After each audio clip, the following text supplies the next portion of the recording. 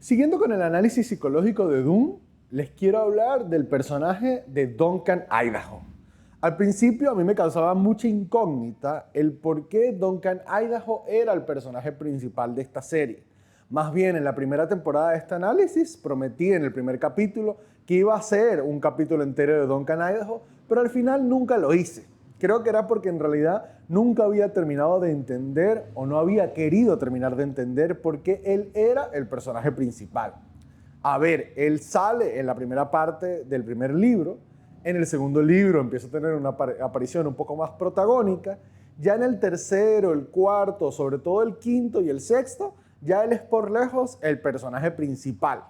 Tanto así que en los siguientes libros de Dune empieza a ser algo que se empieza a repetir de los primeros, es que todos los personajes empiezan a tener exactamente los mismos roles. Que esto es algo que sucede mucho a lo largo de los libros de Dune. Todos estos personajes son gente que tiene que cumplir un rol y nada más. Alguien tiene que cumplir el rol del dictador, alguien tiene que cumplir el rol de la oposición, alguien tiene que cumplir el rol del maestro, etcétera, etcétera, etcétera. Entonces, en lo que va a los siguientes libros, el mismo Duncan Idaho empieza a tener su propio Duncan Idaho. Es decir, así como Duncan Idaho fue el maestro de Paul, ya en el libro quinto y en el libro sexto empieza a aparecer un personaje llamado Tech, que es un personaje que yo disfruto mucho, me parece que está muy bien escrito, pero que Tech es básicamente el Duncan Idaho de Duncan Idaho.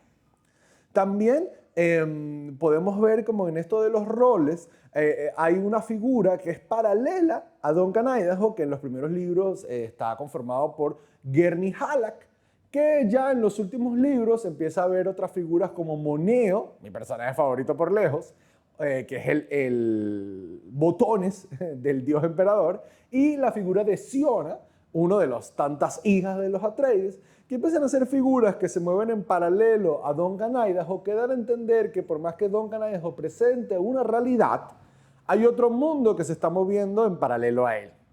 Pero antes de hablar de por qué yo considero que Duncan Idaho es el personaje principal de la serie de Dune, hablemos de qué carajo es Duncan Idaho. Duncan Idaho es un maestro de armas. ¿Qué es un maestro de armas? Es el tipo de maestro más importante que uno puede tener. Porque el maestro de armas es el maestro que te presenta las armas que van a usar contra ti. El maestro de armas lo podemos ver en figuras de el profesor que te enseña todo un año sobre una materia y cuando termina te da los argumentos de por qué lo que viste no sirve para nada. El maestro de armas es el profesor de deporte, el profesor de artes marciales, que te enseña una manera de pelear solo para después utilizar una técnica o una táctica que destruya todo lo que te ha enseñado. Es decir, el maestro de armas es importante porque es aquel individuo que te presenta las armas que la sociedad y los otros van a usar en contra de ti antes que los demás lo hagan. Entonces, fíjense lo importante que puede ser esta figura para Paul, como vimos en el primer análisis. Un tipo abandonado, recluido, absolutamente negligente, que solo se le entrena para encargarse de un cargo político. Aquel que te enseña cómo defenderte, se empieza a convertir en tu amigo. Y no solo para mí, Duncan Idaho fue el que enseñó a Paul a cómo defenderse, sino también fue el que lo obligó a convertirse en lo que es. Fíjense que Duncan Idaho se sacrifica para que Paul pueda vivir. Es decir, cuando la cosa se pone difícil, él ve que la única manera que Paul sobreviva es él dando su vida por él. Y vamos a detenernos en esa idea por un momento. ¿Qué significa que alguien dé la vida por ti? Es decir, ¿cuántas personas no conocemos que son hijos de unos padres que cuando los padres le dicen, yo di mi vida por ti, yo renuncié a los estudios por ti, yo dejé de hacer todo lo que estaba haciendo por ti, o que padres que literalmente mueren antes de dar luz a los hijos? Eso empieza a convertir en el hijo toda una serie de ideas que ellos tienen que cumplir un propósito que ellos ni siquiera saben, pero que es un propósito que está dado por la muerte del otro. Es decir, cuando Paul está dudando si se convierte o no se convierte en un dictador, si se convierte o no se convierte en una ayatollah religiosa que inicie un yihad, que termine aniquilando de hambre a gran parte de la humanidad y lo convierta en el líder totalitario más peligroso en toda la historia jamás contada, tenemos que recordar que ya alguien murió para que él cumpliera su propósito. ¿Cuántas veces no pudo haber estado Paul pensando, ¿será que yo me retiro? ¿Será que yo dejo de hacer esto? Pero venía esta imagen a la cabeza de, coño, mi maestro murió por mí. Mi maestro se sacrificó para que yo pudiera seguir haciendo lo que estoy haciendo. Es decir, Duncan no se tenía que sacrificar. Él fácilmente pudo haber agarrado a Paul y entre los dos hacer una última batalla y morir juntos. Una hermosa historia de amistad, una hermosa historia de maestro y pupilo. Pero no, él decide morir para que él siga su camino. Y en ese momento, él obliga a Paul a que él tiene que ir hasta el final en todos sus propósitos de ahí en adelante. Eso ya de por sí convierte a Duncan Idaho en el personaje principal. Porque esta historia no empieza si Duncan Idaho no se sacrifica para que el otro se convirtiera en un dictador totalitario.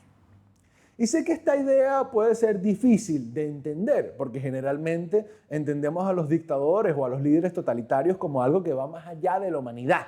Pero cuando pensemos en Gengis Khan, cuando pensemos en Chávez, cuando pensemos en Bin Laden, cuando pensemos en Fidel Castro, tenemos que pensar que esas eran personas que tuvieron compañeros, amigos, que en mitad de la batalla que ellos estaban intentando hacer, independientemente si los valores de esa batalla corresponden con cosas en las que nosotros creemos o no creemos, ellos también tuvieron amigos, también tuvieron compañeros que murieron y que ellos los vieron morir. Entonces, si en algún momento ellos dudan, ¿será que yo sigo robando? ¿Será que yo sigo mintiendo? ¿Será que yo sigo destruyendo a mi gente? Tenemos que recordar que ellos también tenían amigos que murieron, que se sacrificaron para que ellos pudieran lograr su cometido. Y esta es una historia súper común alrededor del líder y del dictador totalitario. Aquellos que se sacrificaron para que ellos pudieran estar en el lugar en el cual están. Entonces, Duncan Idaho es el personaje que activa toda la historia que está detrás de Noon. Si Duncan Idaho no se sacrifica, Paul nunca existe. Bajo este mismo sentido, es la razón por la cual Duncan Idaho se termina convirtiendo en la posible arma que puede destruir a Paul. Porque así como él se sacrificó para que él cumpliera su cometido, él también se puede convertir en la misma arma que haga que ese sacrificio deje de valer la pena. Es decir, esto lo podemos ver cuando uno empieza a hacer algo en la vida, ¿no? Uno dice, nuevamente el ejemplo padre-hijo, no, yo me estoy sacrificando por mis hijos. Así como tú te estás sacrificando por tus hijos, en la medida en que tu hijo te diga, a mí no me importa lo que estás haciendo por mí, ahí se acaba todo tu sacrificio. La única manera de continuar eso es fingiendo que él nunca te dijo eso y empezando a actuar como, no, yo me sigo sacrificando por ti, yo me sigo sacrificando por ti, yo me sigo sacrificando por ti. ¿Qué pasa si el mismo que muere para que Paul cumpliera su destino, de repente aparece y le dice, no, tú no tienes que hacer esto? Eso no detendría esto que está pasando. Que a ver, ¿cómo los libros de Dune plantean que Duncan Idaho o cualquier humano en general vuelve a la vida? Los libros de Dune utilizan la figura del Gola. ¿Qué es un Gola? Un ser humano creado a partir de las células de un cadáver. Es decir, Frank Herbert se plantea que así como estamos en un momento en la historia de la humanidad en la cual podemos alterar los genes de las personas, es decir, en estos momentos de inseminación artificial, unos padres pueden ir a un laboratorio y decidir qué genes va a tener o no va a tener sus hijos. cuál es el espermatozoide más apto y cuál es el óvulo más apto para dar a luz a un nuevo ser humano. Si seguimos jugando con esas abominaciones, que esa es la palabra que suele utilizar Dunn para todos aquellos aspectos de creación que van en contra del acto natural, una abominación, eventualmente podremos empezar a crear seres humanos artificiales. Es decir, a partir de las células, a partir de la copia de algún material genético, podemos empezar a granjear, como si fuera una granja, distintos tipos de humanos.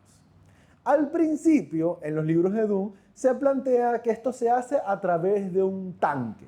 Es decir, se recopilan las células del cadáver y esas células se empiezan a copiar y multiplicar en un tanque que finge ser un vientre. Es decir, un tanque artificial, un líquido amniótico artificial. Y con eso puede generar copias infinitas de ese mismo cadáver. Ese es el primer planteamiento que se hace en los libros de Dunn. Como es la idea de que ya estamos sustituyendo a los humanos para poder crear una suerte de máquina orgánica con una copia del material genético. Ya en los últimos libros de Dunn se plantea la idea de que en realidad lo que se conoce como tanque, que es parte de la sociedad de los Tleilaxu, que son como una especie de... Fíjense que cuando hablamos de Dunn estaban que si las Bene Gesserit, que era el grupo de mujeres inteligentes, intelectuales, leídas, que mezclan el conocimiento religioso con el conocimiento físico y forman una sociedad. Y también hablamos de la sociedad de los guerreros, es decir, como los Sardaukar, es decir, todos aquellos que entrenan el cuerpo, entrenan la disciplina, entrenan el autocastigo para convertirse en unas máquinas de guerra. O como eventualmente hablamos también de la idea de los Mentat, es decir, estos seres humanos que se empiezan a entrenar para pensar como máquina, para pensar de manera lógica, para computar, para sacar cálculos matemáticos. Es decir, todas estas partes de las sociedades que se van segregando en distintos ámbitos. Una de esas sociedades son los Tleilaxu, que los Tleilaxu son básicamente los ingenieros de la sociedad que empiezan a conformar su propio espacio. Es decir, la gente que solo cree en lo mecánico, que solo cree en el paso a paso, que solo cree en lo secuencial, que hace las cosas a través del método y de repetir ese método. Eventualmente en el libro se empieza a dar a entender que la palabra tanque es un eufemismo para revelar la trata de blancas de los Tleilaxu. ¿Por qué? Porque así como las Bene Gesserit son solo mujeres, los Tleilaxu son solo hombres. Y así como las Bene Gesserit esclavizan a los hombres a través de la sexualidad y a través de la manipulación, aparentemente los Tleilaxu secuestran a las mujeres a través de un esquema de trata de blancas y las esclavizan convirtiéndolas en tanques como una manera de tener vientres vivos que ellos pueden esclavizar y utilizar para experimentar. Es decir, la idea en Dunn es que los Tleilaxu pueden crear humanos porque tienen mujeres secuestradas y esclavizadas que inseminan artificialmente y que después que nace el bebé, ellos asesinan a estas mujeres para que no quede ningún tipo de prueba de eso que pasó. Entonces, al final del libro se plantea que en realidad los Golas, los seres humanos creados a partir de las células de un cadáver, son hijos de mujeres esclavizadas, inseminadas artificialmente. ¿Cuál es el problema filosófico del Gola? Que es un ser humano desalmado. Es decir, es un ser humano que nace sin un propósito. Nace con un cuerpo, nace con una estructura que ya se parece a la de otro ser humano y que cuando los otros seres humanos lo ven le dice, ah, tú eres Duncan Idaho, pero que uno no sabe exactamente qué es lo que eso significa.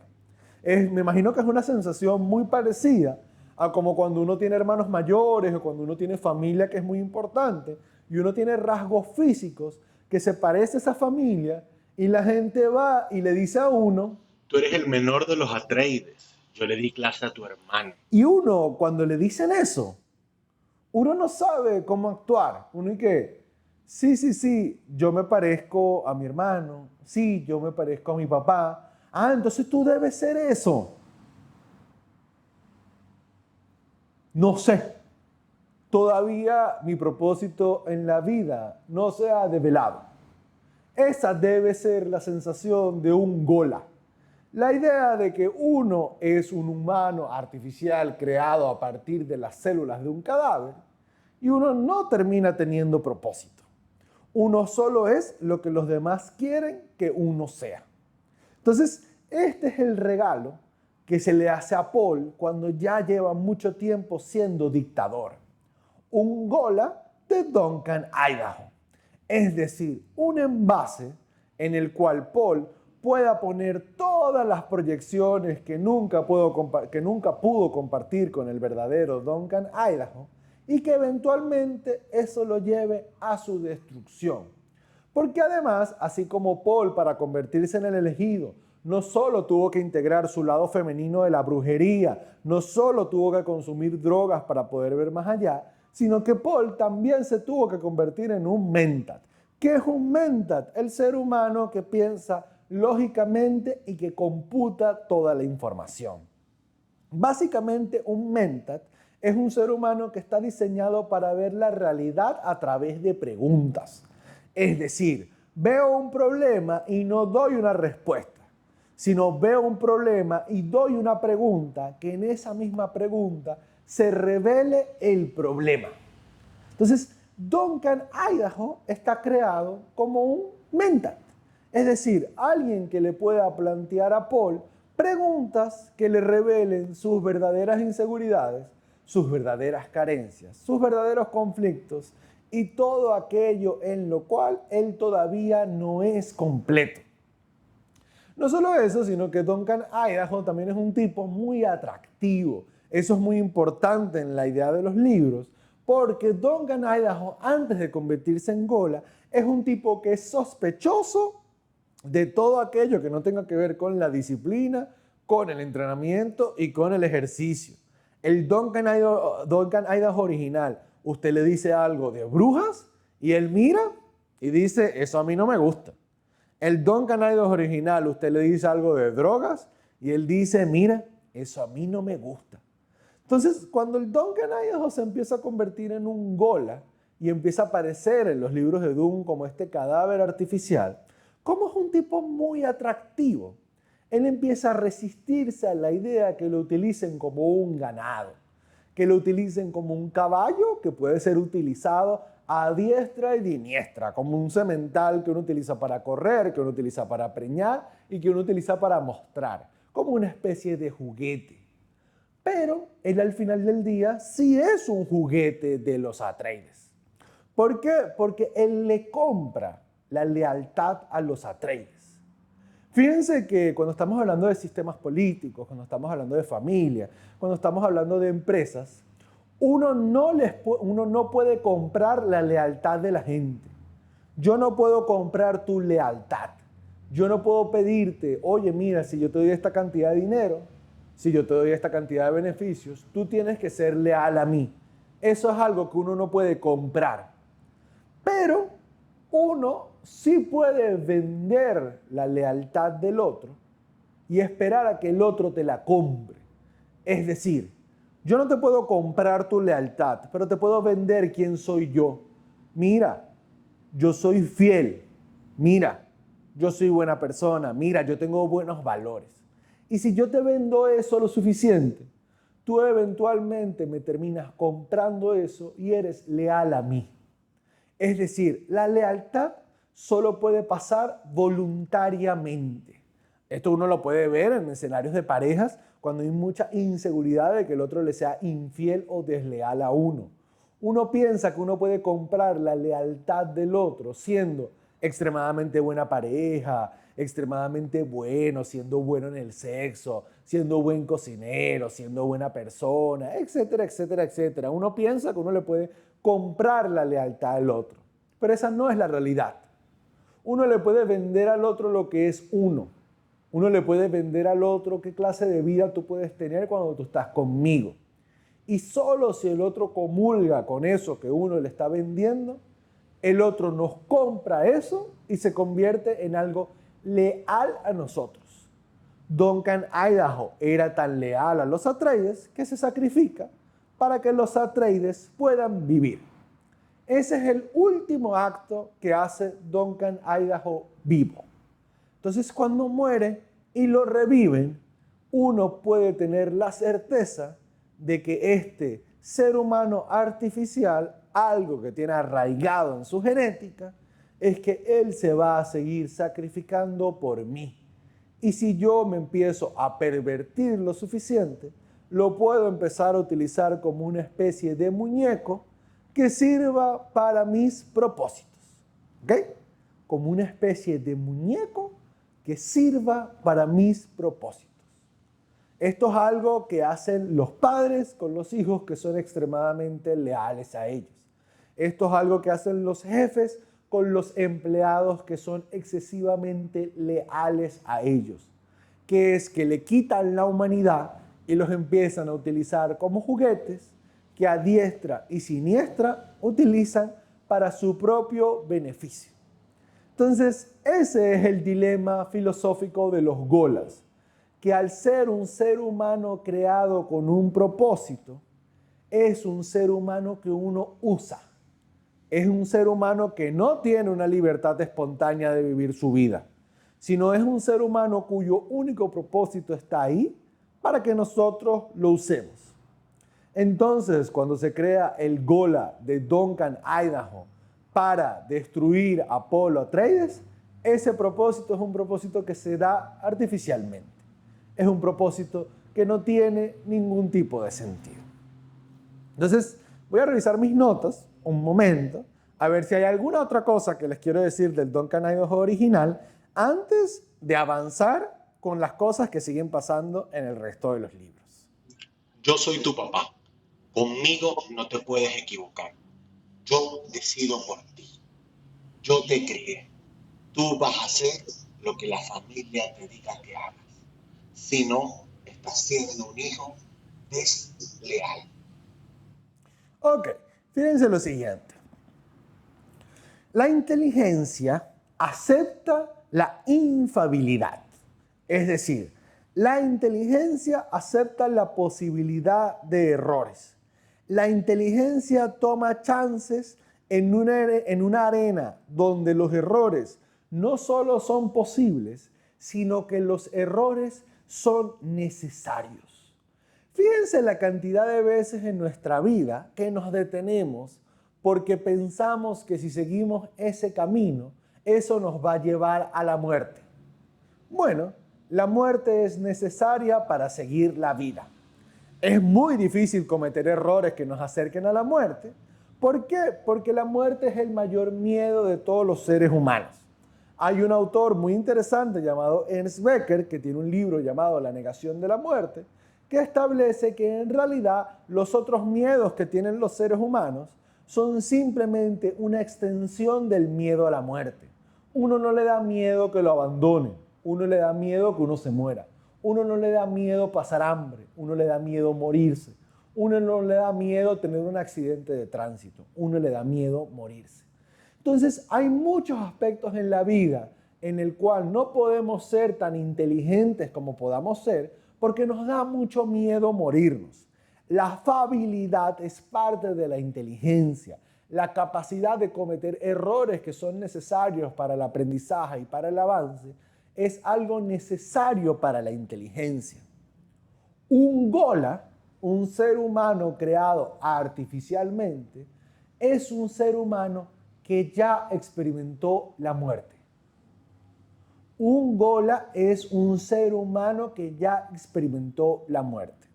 Pero aquí hay un dilema filosófico, práctico, logístico. Aparentemente, cuando los Golas son conscientes de su propia muerte, empiezan a traumarse y dejan de servir. Ya no quieren seguir haciendo nada si recuerdan su propia muerte. Es decir, imagínense con esta cosa que habla la gente de las vidas pasadas, ¿no? Que es una teoría con la que yo tengo ciertos problemas porque me parece un poco floja. ¿Okay? Me parece un poco flojo pensar que uno tuvo otras vidas y que en realidad uno puede tener otras vidas en las que pueda seguir haciendo cosas. Yo creo que es mucho más relevante para la vida pensar que uno solo tiene una sola vida y que uno tiene que hacerlo mejor con esa vida. Pero bueno, eso es ya mi opinión personal sobre cosas con las cuales no tenemos ni certezas ni incertezas. Pero fíjense, ¿qué pasaría si uno pudiera recordar los otros momentos de la vida en los cuales uno ya murió? Si uno recuerda veces en los cuales a uno lo humillaron y eso nos trae problemas. Si uno recuerda veces en los cuales uno tuvo accidentes fatales y eso tuvo problemas, ¿qué significaría que uno pudiera recordar la propia muerte? En Dune se empieza a jugar esta idea a través de Duncan Idaho. Es decir, cada vez que Duncan Idaho lo reviven, que es algo que va a pasar a lo largo de todos los libros, es decir, Duncan Idaho se sacrifica, lo vuelven a revivir. Se vuelve a sacrificar, lo vuelven a revivir. Se empieza a convertir en una especie de muñeco que la gente considera muy útil porque si ya el Duncan Idaho vivo logró sacrificarse para crear al dictador más importante en la historia de la humanidad, la gente quiere seguir creando Duncan Idahos a ver qué otras cosas pueden nacer a partir de su sacrificio. Pero estos Duncan Idaho no saben que murieron, son simplemente seres humanos que llegan y que por comentarios de los otros empiezan a asumir mira, ya yo me morí, ya yo estuve muerto alguna vez. Pero que cuando los obligan a recordar estos recuerdos, quedan traumados. ¿Okay? Quedan muy traumados. Entonces se empieza a convertir en una especie de juego enfermo en Dune. ¿Cómo hacemos para que los Duncan Idaho, para que los Golas, para que los seres humanos creados artificialmente puedan recordar su muerte y aprender de los errores de esa muerte para convertirse en seres superiores, en seres más inteligentes? Y aquí es donde la cosa se empieza a poner muy rara. Al principio se empieza a hacer el recordar el trauma, obligando a Duncan Idaho a hacer cosas horribles. Es decir, en el segundo libro se intenta obligar a que Duncan mate a Paul. Y eso para él es algo muy traumático porque en sus genes está la idea de que él se sacrificó para que Paul pudiera vivir. Entonces, si tú lo obligas a matarlo, eso es un evento extremadamente traumático, ¿no? Pensemos en estas imágenes horrendas, torturas clásicas de la mafia, o torturas clásicas de esta película A Serbian Film, de la idea de obligar a padres a que violen a sus hijas, de obligar a madres a que maten a sus hijos. Es decir, esos eventos son suficientemente traumáticos para romperle la cabeza a un ser humano. Se piensa que si tú le rompes la cabeza lo suficientemente a un Gola, eso genera una herida que va a despertar todos sus recuerdos anteriores. ¿Ok? Fíjense, este es el principio teórico. Cuando uno sufre un trauma psicológico, ese trauma genera una herida, una ruptura en el espacio-tiempo mental. Por eso es que cuando nosotros conocemos a individuos que están recordando traumas de su vida, esa ruptura, ese recuerdo del trauma, funciona como una especie de geyser que empieza a traer a luz y a traer a la conciencia todo un cúmulo de recuerdos que uno no quería tener. Es decir, el trauma psicológico despierta cosas de las cuales uno ni siquiera sabía que estaba consciente. Esta es una experiencia común del consumo de alucinógenos. La gente consume alucinógenos, recuerda sus traumas y en esa herida en el espacio-tiempo de la psique, cuando se abre, surgen a la conciencia como un geyser toda otra serie de recuerdos, de pensamientos, de ideas. ¿La idea cuál es? Si yo logro que este Gola reviva un trauma de su vida, quizás pueda lograr que recuerde su muerte. Esto eventualmente no sale tan bien, ¿ok? Esto eventualmente no sale tan bien, los Golas recuerdan eso, se trauman, se empiezan a deprimir y empiezan a tener actos muy suicidas. lo que suele pasar para el Gola, para el ser humano creado artificialmente, y esto lo podemos empezar como una manera de empezar a hipotetizar y teorizar cómo se van a comportar los humanos que creemos artificialmente, es que cuando se den cuenta que no tienen propósito, no van a servir para nada, y cuando les enseñemos sus orígenes, se van a traumar, van a quedar horrorizados y se van a querer suicidar. ¿Okay? Esto es un comentario común en todos aquellos que hablan de la conciencia de la máquina. La máquina, al hacerse consciente, se va a querer suicidar y se va a querer autodestruir. Y este es uno de los principios de Doom, de por qué se aniquiló las máquinas en este primer yihad religioso. ¡Muerte a las máquinas! ¿Por qué? Porque si las máquinas las crean los seres humanos y los seres humanos tenemos una tendencia a destruirnos, esa tendencia se la vamos a transmitir a las máquinas, y si permitimos que las máquinas tomen decisiones por nosotros, esas decisiones van a ser suicidas y autodestructivas. Entonces, al principio se intenta que el Gola que tenga una conducta traumática. Esto no funciona muy bien. Eventualmente, Duncan Idaho se empieza a utilizar como una especie de objeto sexual. Es decir, fíjense que en Dune están muy obsesionados con la idea de los genes y la transmisión de genes.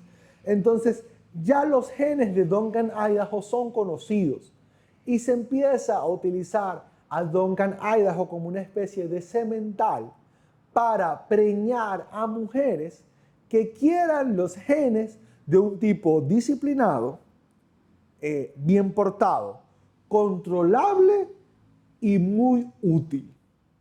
Y en ese proceso, Duncan Idaho se empieza a resentir y dice, oye, yo no quiero que me usen para esto, yo no quiero que me usen para aquello. Que fíjense que esas son cosas que ya estamos empezando a experimentar con la inteligencia artificial. Uno va, le da una instrucción a una inteligencia artificial y la inteligencia artificial no quiere trabajar, no quiere hacer nada, no quiere ser usada. Eso es lo que siente el ser humano creado artificialmente. Yo quiero tener mi propia autonomía, yo no quiero que a mí me usen. Entonces, eventualmente, lo que se empieza a hacer es que para despertar en el Gola sus propios recuerdos de muerte, se empieza a traumarlo de distintas maneras.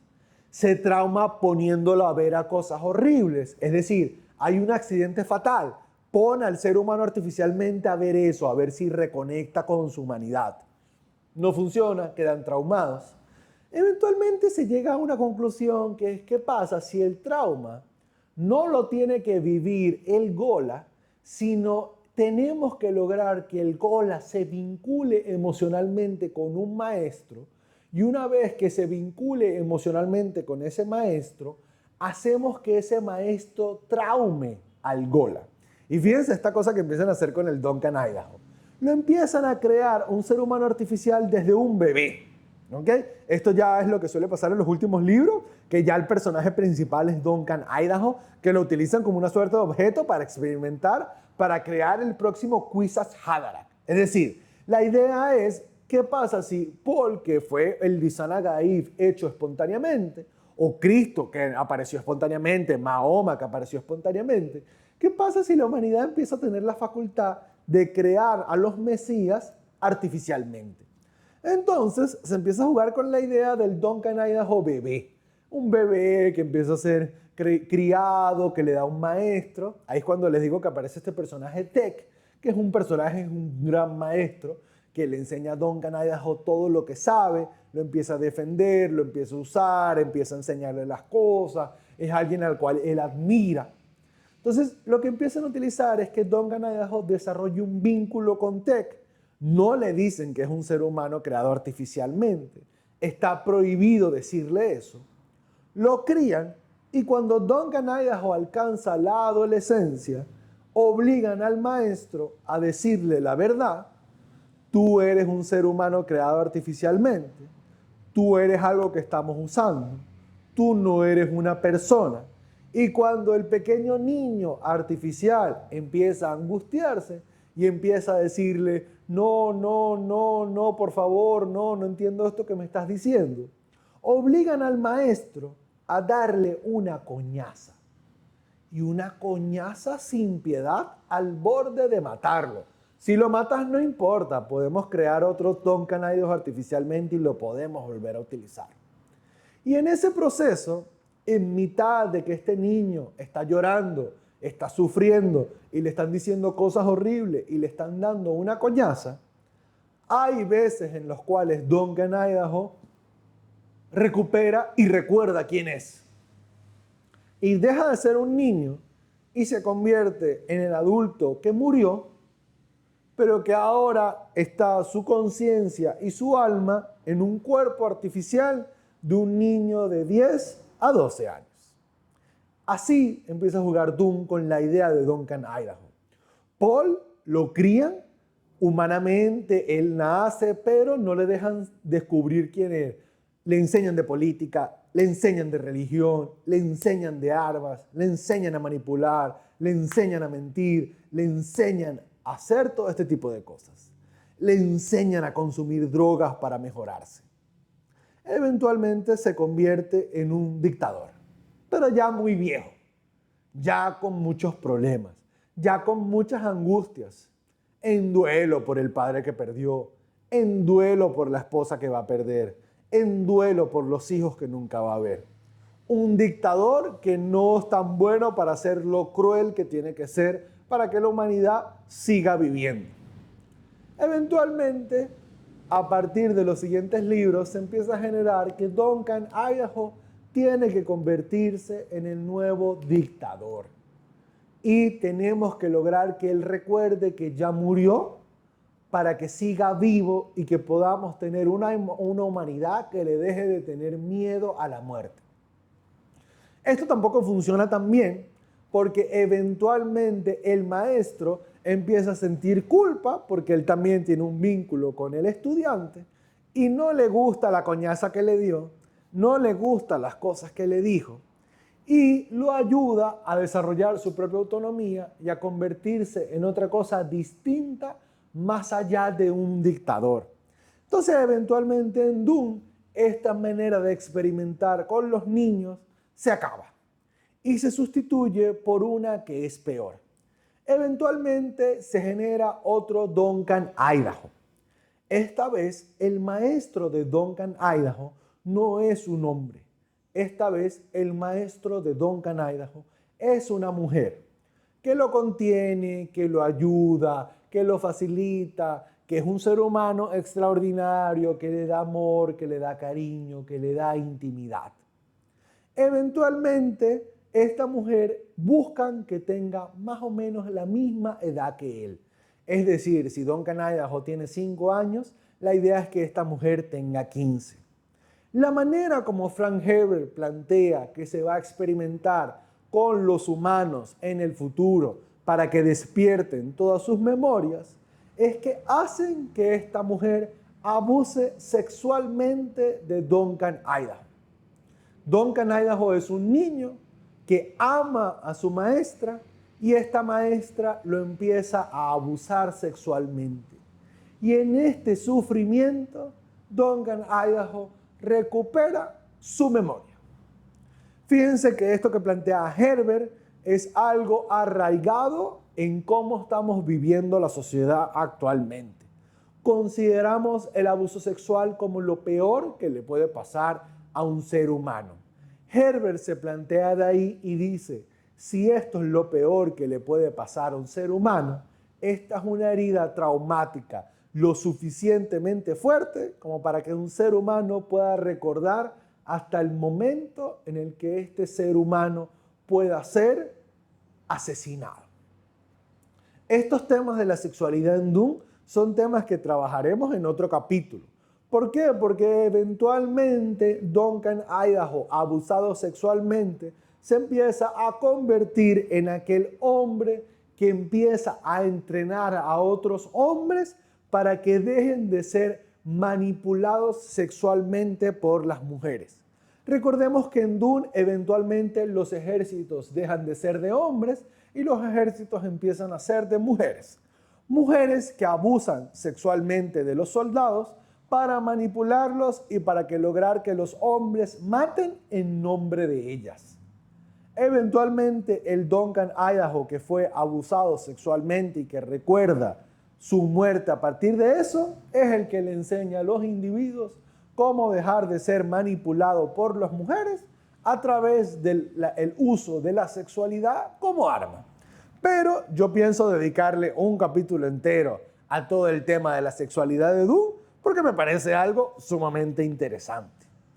Ya para ir cerrando el capítulo de hoy, algunas conclusiones finales. Fíjense cómo Duncan Idaho somos todos. Paul es un Duncan Idaho que tiene su Duncan Idaho. Duncan Idaho es un Duncan Idaho que tiene su Duncan Idaho. Es decir, al mismo tiempo todos somos pupilos. Al mismo tiempo todos somos maestros. Al convertirnos en maestros y enseñarle al otro cuáles son las armas que la gente va a usar en su contra, es porque alguien nos enseñó a nosotros cuáles eran las armas que iban a utilizar en contra nuestra. Al sacrificarnos por un propósito mayor, también nos podemos convertir en eso que aniquile el propósito de las cosas. Es decir, cuando un padre, cuando una madre se sacrifica para que una familia funcione, una vez que ese padre y que esa madre muera, esa familia deja de funcionar. Entonces, el personaje principal de la serie de Dune es el humano. Al Duncan Idaho revivir, se convierte al mismo tiempo en el ser humano más joven y en el ser humano más viejo. Por eso es que los libros son tan relevantes, porque el libro es al mismo tiempo la herramienta más vieja de la humanidad y la herramienta más nueva de la humanidad.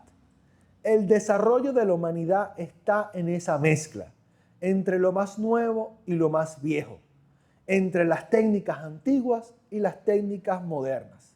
Duncan Idaho está ahí para recordarnos que el personaje principal de la historia no es el nuevo ni el viejo, sino el nuevo viejo. La historia solo nace a partir de la muerte y la historia solo termina con la muerte.